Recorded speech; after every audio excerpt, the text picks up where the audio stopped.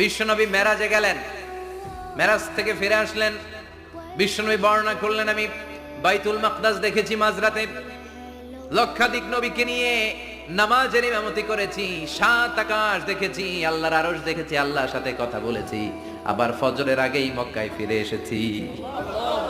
সবাইকে খাইছে মোহাম্মদের মাথার তার ছিঁড়ে গেছে, নাউজুবিল্লাহ পড়ে।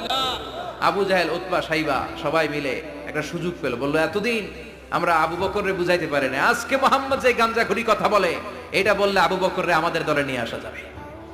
সবাই সাইয়েদনা আবু বকরের কাছে যায়, যে বলে, আবু বকর জানো নাকি তোমার নবী নতুন কথা আমদানি করেছে? কি বলেছে আমার নবী? তোমার নবী বলে মাঝরাতে বাইতুল মাকদাস গিয়েছে। বাইতুল মাকদাসে তখন দ্রুতগামী ঘোড়া দিয়ে ছুটলেও যেতে লাগে 15 দিন। অ্যাবাউট টার্ন কাম ব্যাক, ফিরে আসতে আরো 15 দিন, মোট কয় দিন? 1 মাস, যেতে আসতে 1 মাস। তোমার নবী মাঝরাতে নাকি বাইতুল মুকাদ্দাস